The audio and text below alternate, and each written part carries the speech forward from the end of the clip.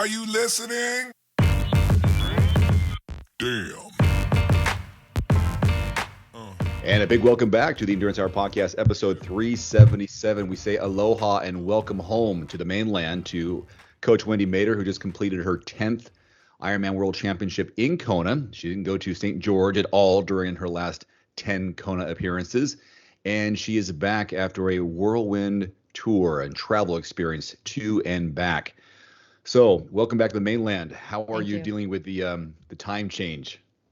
Oh, my body hates time changes. I'm a very light sleeper, and I don't really sleep a lot anyway. So when I go and I have even just a 1 hour difference, my body feels it. So it's been a little rough sleep wise. It took me 4 or 5 days in Kona, which is the reason I go down there early, to get on a sleeping pattern where I was kind of on their time zone. So I always felt like I was lacking in sleep. And then coming back, I got here on Tuesday night and I went to bed pretty much at 9:30, but then I was wide awake at 2:30. Mm-hmm. And so it just takes me a while. But that's really the only issue I have is just lack of sleep. Otherwise I feel pretty good. So I was watching you, and I had on the Ironman tracker, it was great. It was giving me updates at every mile check for you. So I was getting a little alert on my watch or my phone to see where you were. And I was very excited to see that you were the second overall female out of the water for the women, or just overall in your age group, I think. I just looked at my age group. Yeah. So that was actually really cool that I was second, because I drafted the whole time and it was really easy. And any surprise? How was that compared to your pre-swim when they had that 2.4 mile, I guess, social swim activity a couple days prior? Yeah, I was a minute faster, but my effort was about the same. So I don't know. Do you want to talk about the swim now? Well, let's go. Let's walk me through race day. For those of you who have never been to Kona or haven't seen it or have seen it, here is a perspective from a veteran, and then we'll get to some of your components of your race report, the questions I'm going to ask you. But let's walk you through the day. Morning of, people sometimes wonder, do you eat before an Ironman, or when do you eat before an Ironman, and what did you eat, and how early before you raced did you eat? Yeah, so this year in Kona, I stayed about a half mile from the start of the race. So it was really easy to just wake up, walk down, and be there. And it was really easy for my mom and my sister to see me at various points on the course. They have what's called a hot spot, and we'll talk about that later. So, it was easy for me to wake up at 3:30, 4 o'clock, because that's just the schedule I was on. So I actually slept the best the day before the race. And I tend to. Over the years, I'm doing this for 30 years. Over the years, my body tends to sleep really well the day before the race. And it took my body that long to really acclimate. So I have no problem waking up in the morning. And breakfast wise, I usually have some sort of bread, toast, bagel, whatever's in whatever we have. And then I had a bagel and peanut butter and banana.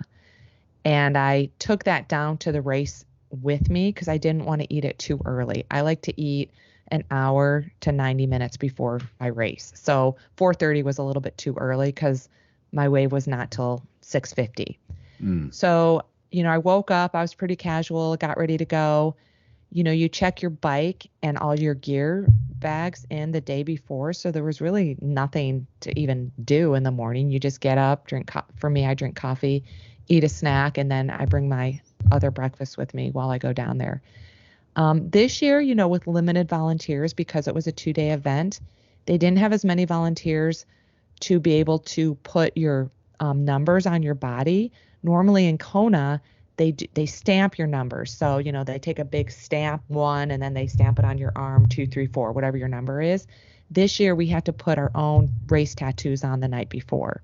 And so I wasn't expecting many volunteers when you got there, but you still go through the same routine. You go through the chute where you pretend you're going to get body marked, and there are a few volunteers there to help people get their tattoos on or help kind of touch it up for them. And there was just it was actually a lot of cheering and excitement going on, of course. And then you kind of make your way through, you drop off any special needs bags that you're going to have on the bike or the run, which I didn't have any. And then you walk to your bike. So I was at my bike by 5:30. And so I took some video, I took some pictures to send to my friends and family because they wanted to know what it all looked like. And for the most part, you just kind of wait. You Yeah. wait for the pump because you're not allowed to bring in any of your own stuff. You wait for the pump up your tires, and then you just kind of wait. And this year, instead of having a mass swim start, we were started in waves according to your age group. So the pros went off at 6:25. My age group, 45 to 49, didn't go off until 6:50. And then there were a couple other women age groups after me. And then there were a few, I think 3 men's age groups to round out the swim start. And I think the final wave went off at like 7:20 or 7:30. And so that was really different because instead of them trying to get us all in the water starting at like 6:15, 6:30 for a 7 a.m. start, we just had to go corral on a Leahy Drive and just wait. And it was interesting because some women and men, there's a few men there, were waiting till like the last minute to corral in their wave. So there was a lot more people just kind of wandering around. And that's different. Usually Kona is a mass swim start. So the start was a little bit different. So once you get in your corral, each wave was 5 minutes apart, and they'd get one wave in the water, and then they'd just to be about to send off one wave, and then they'd let the next wave in. And it was really cool because I recognized when the start was going to happen because Mike Riley would always thank the kayakers. And that was the signal that the kayakers were getting ready to move out of the way so we could start our wave. Yeah. So I kind of recognized that. And then, the wave to me felt really small, even though mine was the largest age group. I just felt like it was a really small amount of people because the weekend before I did a mass swim start. Yeah. And so I just kind of, just started swimming, and I was just looking for the blue caps, and probably by, the first, maybe 500 or 1,000, I saw some blue caps in front of me, and I just sped up, and then I just hung on their feet. And by the turnaround, I recognized I was 4th out of the blue caps. I didn't know if there was anyone ahead of us. I didn't think there would be, but I was just sitting in 4th. And I'm like, well, this is still pretty easy. And I tried to make a move, and then I'm like, well, why? There's no point, making a move. Just hang out and just enjoy the swim and keep it easy until the last 300. So I'm in 4th. And then when I knew we were almost done, I just went as hard as I can, like the last 300. I just went 100% completely as hard as I could just to see if I could like pull ahead and be the first one out of the water. And I was second, so I was pretty happy. I think she was ahead of me by maybe 7 seconds, which was fine. And so I was pretty happy about that. And all of a sudden I'm like, oh, the swim's done. Yay, we get to get on the bike. And I was really excited and looking forward to the bike. And transition was normal.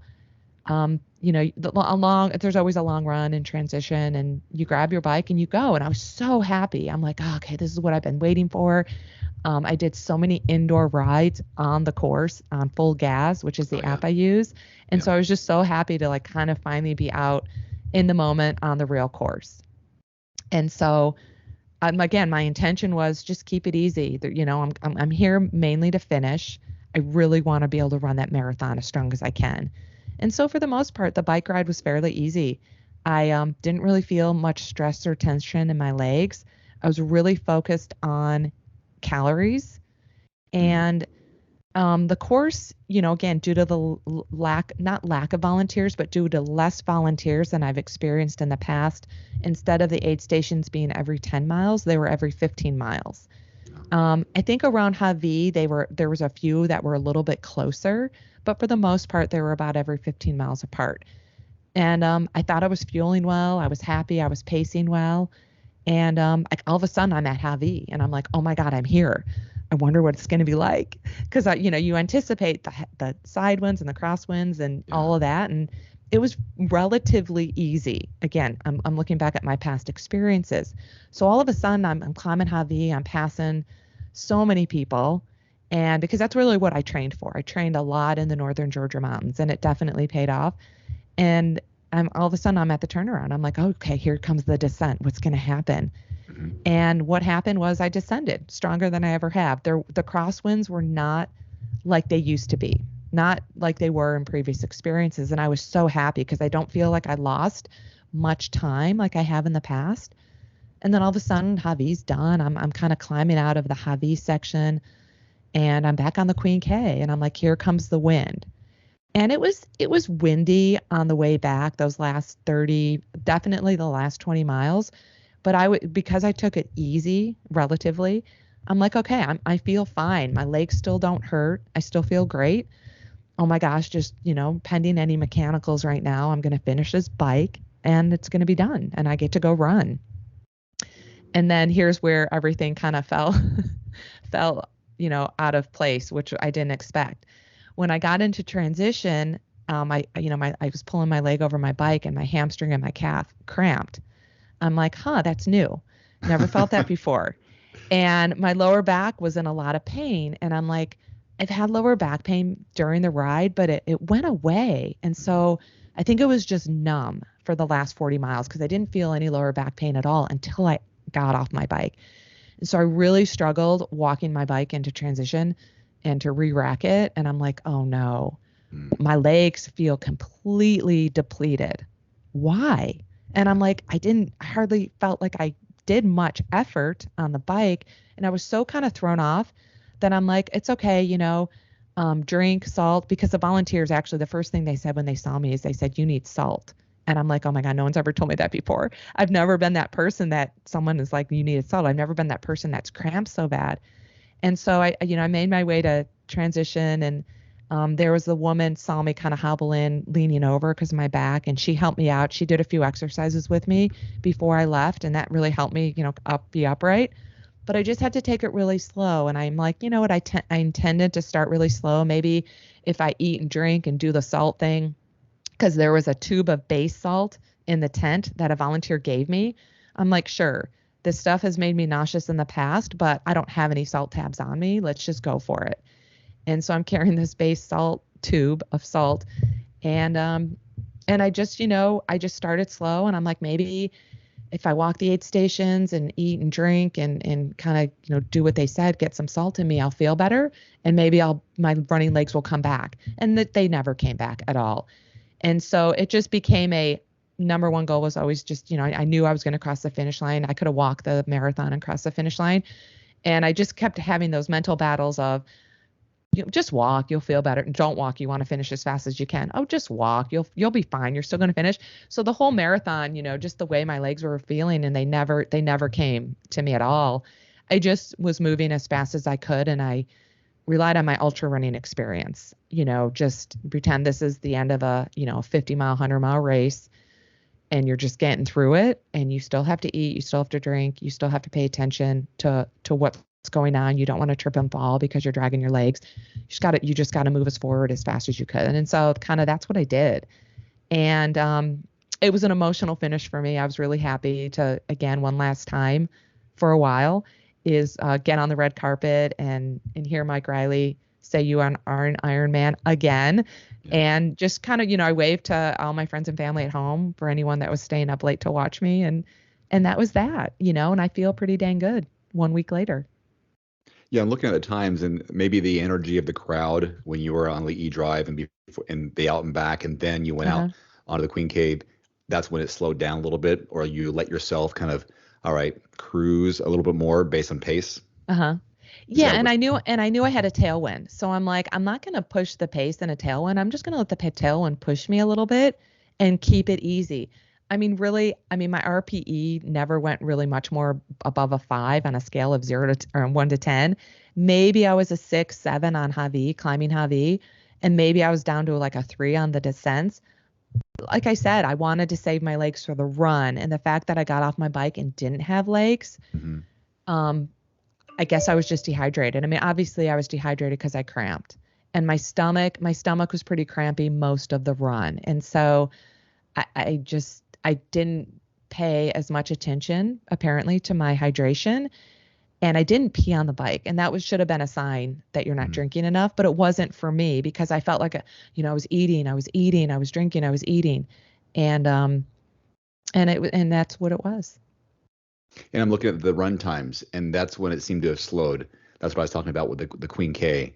Oh yeah, big time. Yeah. So those first few miles, of course, you're getting into it. You're dealing with whatever. And then there were some decent times that were pretty steady. And then it looks like maybe around, I don't know, mile 10 or 11 or 12, then it started to slow a little bit. Like, I'm out here. That let was me an just uphill. yeah, there's an uphill. Let me walk Relatively, you it was an through, uphill. and then the last few miles, let me just kind of enjoy the journey. Although you picked it up quite a bit. I'm sure it's like the roller coaster. Here's some good times, here's some bad times, here's the terrain. What can I do? Yeah, What's available? and I knew miles 16 to 20 I was hurting pretty bad, and I actually walked a little bit past the aid stations. Usually my rule of thumb is when I am struggling is walk when you enter the aid station you can walk, when you exit the aid station you have to run. That's just Mhm. how I mentally get through one of these things. And there were some points in that it's not the energy lab anymore, it's a different point. The course was new to me. There Oh, were some points in between miles 16 and 20 that I extended my walk just so I could eat more, just to, oh, try to get in more calories. And and then I also knew the last 10K was going to be slightly downhill. And so I'm like, okay, just walk a little bit, rest a little bit in this section. So when you get to the final 10K, a little bit downhill, you'll get your running legs back. And then I was drinking quite a bit of Coke, and my final bit of Coke was at mile 23. And that's when I actually started feeling nauseous. That was the first oh. time I felt like my stomach was like, no, you shouldn't have done that. And I slowed down again because I felt like if I ran any harder, it wouldn't have been a good scene. And so at that point, I'm like, I got a 5K. I'm fine. Yeah. I could walk this thing and finish in it's still a respectable time, but I want to get done. Where along the course did you realize you weren't racing anymore or competing for maybe, a top spot? As soon as I started running. Oh, yeah. I Okay. mean, my legs were, I don't know if depleted is the right word. So when I did Ironman Florida last year, which is where I qualified, I was running, clicking off 8-minute miles. Again, relatively easy for a marathon. I was, until mile 16, and I felt like I was fading. And then mile 18, I was done. I bonked. But Mm. that was due to the running pace that I was at. And the legs felt different at that point than they did when I started the run. When I started the run, my legs felt just the depletion that I've never felt before. And I was just confused because I didn't really feel like I pushed the bike to feel like they should be that depleted. And so I guess that was just a combination of maybe they weren't glycogen depleted. Maybe I was just that dehydrated and I just needed more water and salt. Well, It's not something that I've ever experienced before, and it is what it is. But I knew right when I started the run, I'm like, okay, um, I'm not going to be competitive. that's the island for you, isn't it? Yeah, exactly. And it's again, I'm not the only person that was suffering out there. Mm. It was really hot. I mean, they said it was in the 90s. I don't feel like the heat though got to me. Like there was never a moment where I'm like, oh my God, it's so hot, I'm dying out here. I Mm. didn't have that moment at all. I actually still feel like the heat and the humidity that I trained in this past summer in Georgia really helped me to be able to sustain and tolerate the heat that we had race day. But I think a lot of people that I talked to also were complaining of cramping that they really never had before. And again, the aid stations being farther apart. I don't want to give any excuses, but maybe I just, again, I usually plan on taking a water bottle every 10 miles, and that was different. So, that's just what happened. Well, that's how we have to adapt um, for these races because things Yeah, are different each race, and there's never the same race. Even if you go back to the same venue, it's different. You're it's different. different. You're different. That's the Yeah. thing. I think athletes forget, it's really hard to, um, I think athletes, especially as a beginner, or an intermediate, you have to go into the race with where your current state is, what your current preparation, not with the preparation that you want and not with the time goal that you want to have. You need to go into it with where you're currently at. And I went into it where I was at. It was just a little bit of a shocker to get there on that marathon, but because I have so much experience, I kind of can overcome and adapt where I need to. It's Yeah. helpful. Totally. Any what were your impressions of seeing the pro women when you were on the way out coming back? Because we had a new women's champion from America, which is like Uh-huh. 21-year drought. I guess they were saying it's something like that. I think So did you? 1995 was Karen Smyers the last time. And was Karen Smyers in the race? For I some don't reason, I think thought. so. For some reason, I thought the commentators were saying, "There goes Karen Smyers," or maybe she was a volunteer or giving out an aid station. But someone I think said, "There she goes one direction, and there comes the other lady, the new winner, the other direction, like the passing the baton, metaphorically." Like, Oh, that's kind of nice. That's I kind don't of know cool. if she was in the race, but I thought there was a mention of that in some way when I was, clicking in and watching some of the women, the pro women come in at the end. Any other not celebrity sightings, but friend sightings on your out and backs of Yeah, I other mean, like athletes, I don't remember seeing Chelsea. She might have been done when I was out there. I remember seeing Daniela struggling. I saw Kelly Phil now. I Mm-hmm. saw Megan. Mm-hmm. Um, Are they both pro now? no, just Kelly. Okay. And Megan was the top. These are twin sisters, by the way. Yeah, Phil Megan knows. was the top U.S. amateur to finish. Okay. And she finished sixth in her age group. I believe she's still 30 to 34. I'm pretty sure. So I saw them again. I was paying attention because I was just going slow. I'm like, ooh, all these people are coming back. And again, it was a little bit of a new run course than I knew. Yeah. And I guess they changed the run course in 2018, and the last time I was there was 2017. So a little bit of a new run course.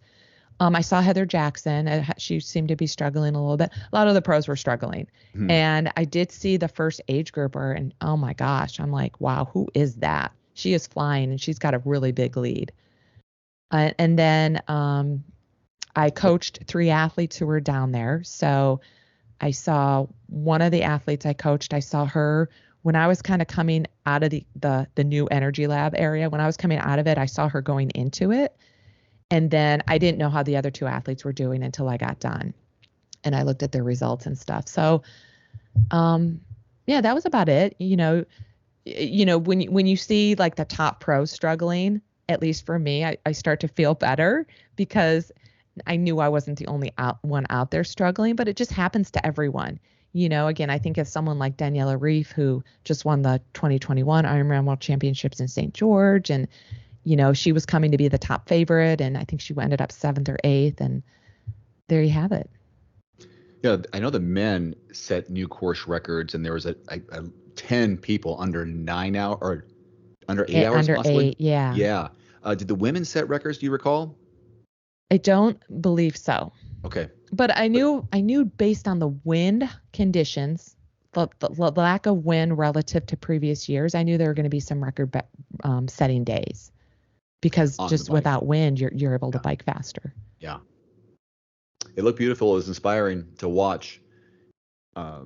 It was great getting the updates and just cheering you on. And my watch my Garmin's set up to my phone. My phone gives an alert, goes onto my watch. And I was getting these alerts, and my wife was saying, "What's that alert for? Who's texting you or something?" I said, "Nope, just following Wendy." It's just new another a timestamp.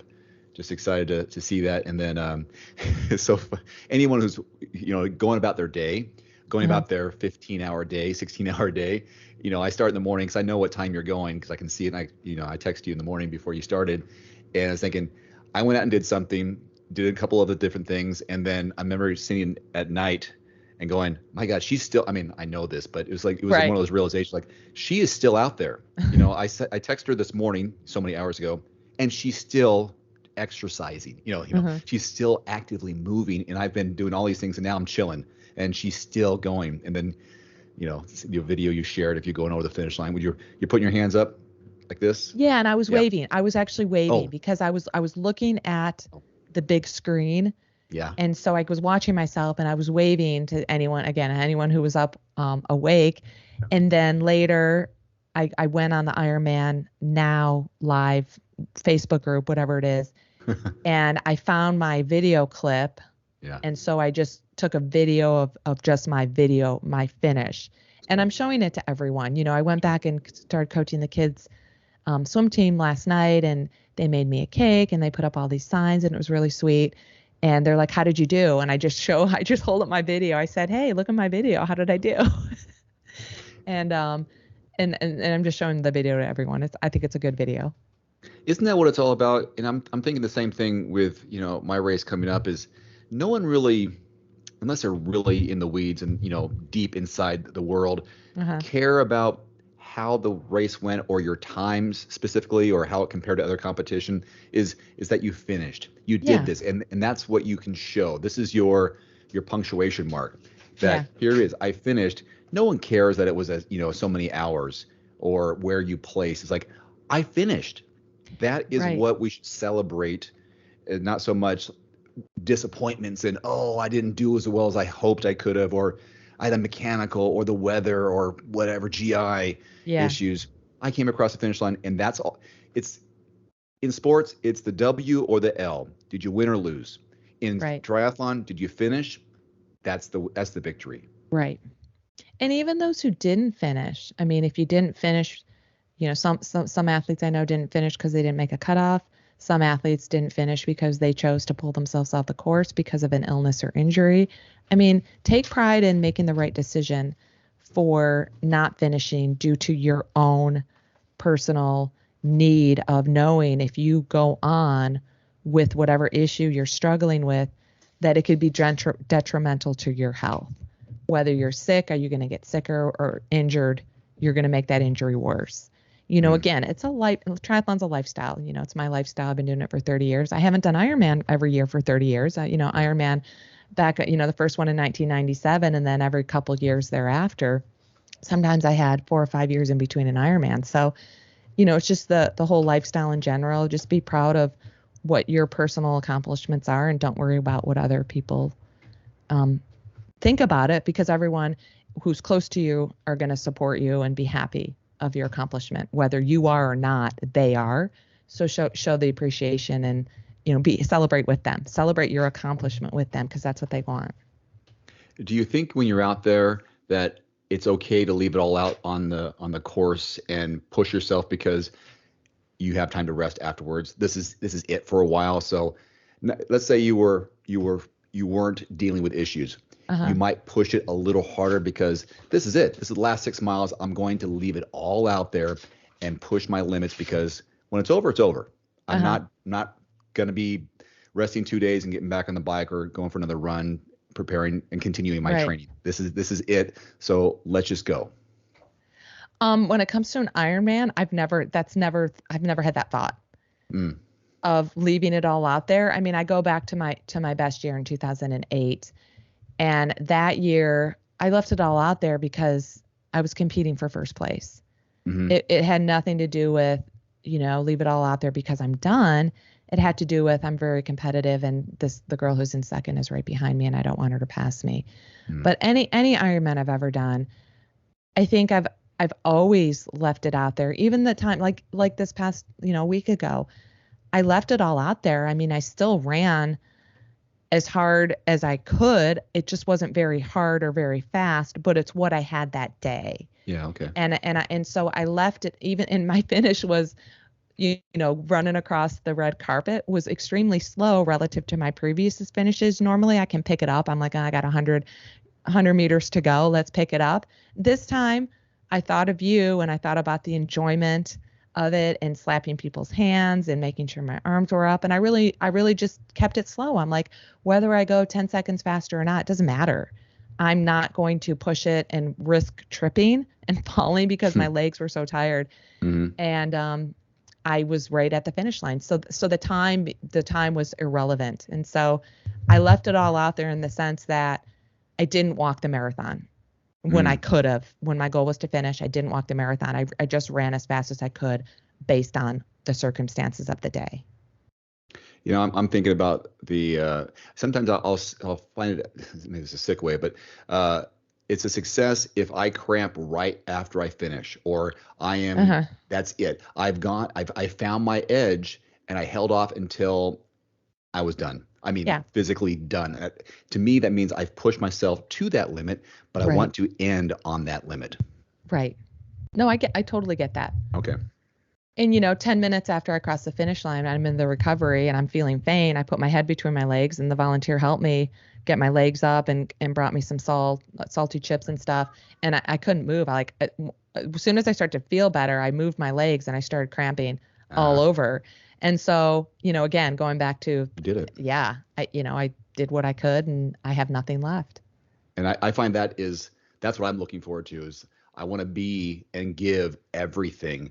And if it means pushing harder, I want to end that Yeah. way. It's kind of Yeah. like, because I know I've already visualized what my last 6 miles may be like, or whatever it may. I want to finish strong. I always want to finish stronger than I start. I know it's not always practical to negative split something, but I want to build, and that's just me seeing if I can suffer and push harder and continue to push harder to the breaking point. I don't want to just let me stay even the whole time. Right. I want to stay even and just gradually build faster and then fall off the cliff. Yeah, I mean, that's how I felt in Florida. I mean, I pushed my limit, mile 18, I was done. But I pushed my limit, and that's the reason I was done, because I pushed my limit. Ironman Arizona, so it is possible. And Ironman Arizona, when it used to be a 3-loop course, I negatively split it. Each loop was about 5 minutes faster than the previous loops. So I negative split an Ironman marathon. I saw that they are changing it to a 2-loop this year. Uh-huh. I haven't looked into any more details, but I remember seeing a headline going, oh, that's interesting. Cool. There'd be 2 loops. So it's a little easier to digest of, okay, whatever they're going to do it. Like, 1 out and back, one out and back versus, oh God, I'm only on second loop at 3. And that's how I feel. I'd rather go out and back, out and back. It's easier to break it in half. See, to me, 3 loops is 1 loop, check, 2 loops, check. I'm on my final loop. It's 3. Not 26.2. It's 3. Yep. I like that too. So again, numbers matter, and just how you mentally, think about whatever you need mentally to get you through it. Well, Coach, we're coming up against the deadline here for this episode of Catching Up With You. And next episode, which would be 378, we'll get back to some questions and then some other elements, lessons learned from your race experience after it's all said and done next time around. Any final thoughts as you're back, and whether it's gratitude, appreciation, or shout outs? Yeah, I mean, I posted it on Facebook. Thank you. Again, I waved and was sending kisses to everyone who was watching me and supporting me. Just everyone who was part of my journey, whether they, Stacy Sims let me borrow her race wheels race day. Cannon Cyclery did a great job with my bike fit and set me up on the bike. The bike shop in Hawaii did a good job. I got some cycling shoes there, so that was great. My mom, who financially supported me throughout this whole Hawaiian Ironman experience, and my husband, who always supports me with my training and pushes me when I don't want to do it. And just you and everyone who sent me money on Venmo, I was much appreciated. So thank you. Well, congratulations once again, number 10 at the Ironman World Championship, and 20 full-time Ironmans to your career so far, and hopefully a few more before you call it quits. Thank you. That'll do it for this episode of the Endurance Hour Podcast, episode 377. For Kona Coach Wendy Mader, I'm Dave Erickson. Thanks for listening. Have a great week of training, racing, and recovery. We'll talk to you next time. Adios. Adios.